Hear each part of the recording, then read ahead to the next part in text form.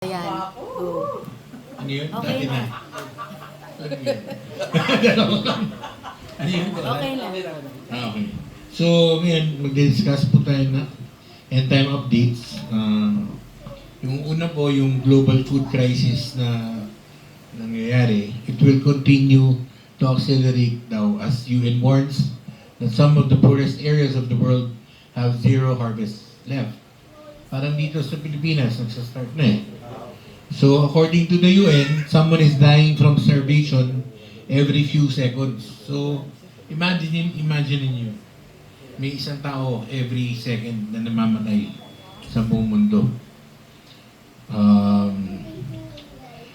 As the global food crisis continues to accelerate, unfortunately, experts agree that what we are experiencing right now is just the beginning.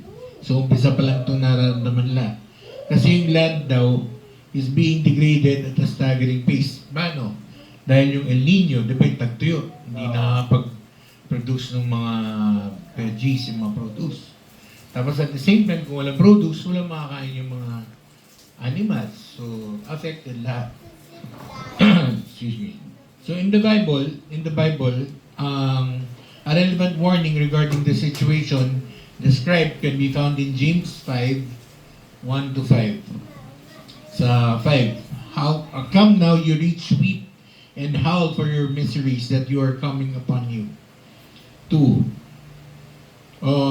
your riches are corrupted and your garments are moth-eaten. 3, your gold and silver are corroded, and their corrosion will be a witness against you, and you will eat your flesh like fire. You have heaped up treasure in the last days.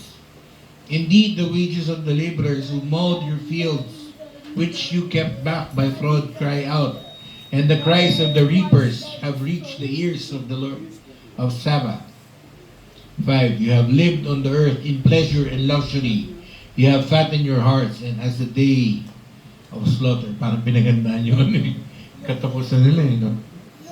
So, yung passage na to, it serves as a warning, again, it serves as a warning against the consequences of greed. Greed, exploitation ng resources natin, emphasizing how the pursuit of wealth and luxury can lead to suffering and judgment. Kumbaga yung you reap what you sow. Consequence ng actions natin. It reflects on the unjust distribution of resources and the mistreatment of laborers, echoing concerns about the degradation of land and its impact on global food security. Ito pa, sa pang-update. World breaks 1,400 temperature records in a week as heat waves sweep globe. So nakita niyo yung connection? Diba? Yung dahil may famine dahil mainit. Yeah. So a relevant biblical warning again regarding this extreme weather events and their consequences can be found in Revelation 16:8-9. Then the fourth angel poured out his bowl on the sun, and power was given to him to scorch men with fire, and men were scorched with great heat, and they blasphemed the name of God, who has power over this place, and they did not repent and give him glory. Di ba pag mainit? Ano ba yan? Mainit ulo. Ano yun? Diyos ko, ano ba? Napakainit, di ba? Yung Diyos ko lang, ganun. So, ibig na give him glory, parang siya pa yung binibling, ganun. So, yung passage na to describes a future time of judgment when severe heat will affect or afflict humanity. It serves as a warning of the consequences of human actions and a call to repentance. The increase in global temperatures and the occurrence of unprecedented heat waves can be seen through this biblical lens as sign of a broader issue of environmental stewardship and societal accountability. Skip ko din kay Putin.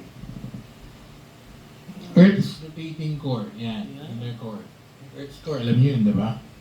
So, it's starting to slow down now. It could alter the length of our days. Hindi niyo papansin? Bibis yung araw. Diba? Kailan lang? Linggo. Ngayon, linggo na naman. So, nangyayari na talaga. The heart of our planet has been spinning unusually slowly for the past 14 years. New research confirms, and this mysterious trend continues.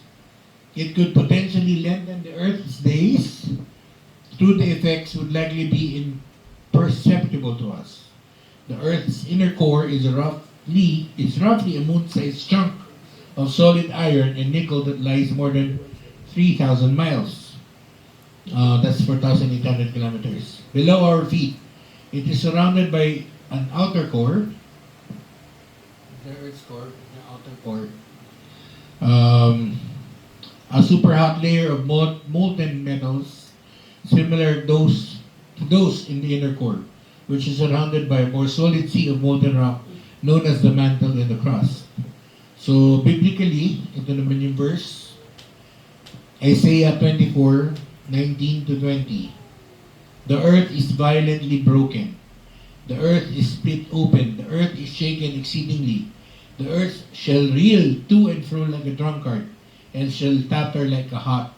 Its transgression shall be heavy upon it, and it will fall and not rise again. This passage from Isaiah depicts a vision of judgment upon the earth, describing it shaking and reeling like a drunkard. It warns the consequences of disruption and instability within the Earth's core. It's highlighting the potential for catastrophic outcomes in such trends persist. So, ayun, nakikita nyo naman yung nangyayari, di ba?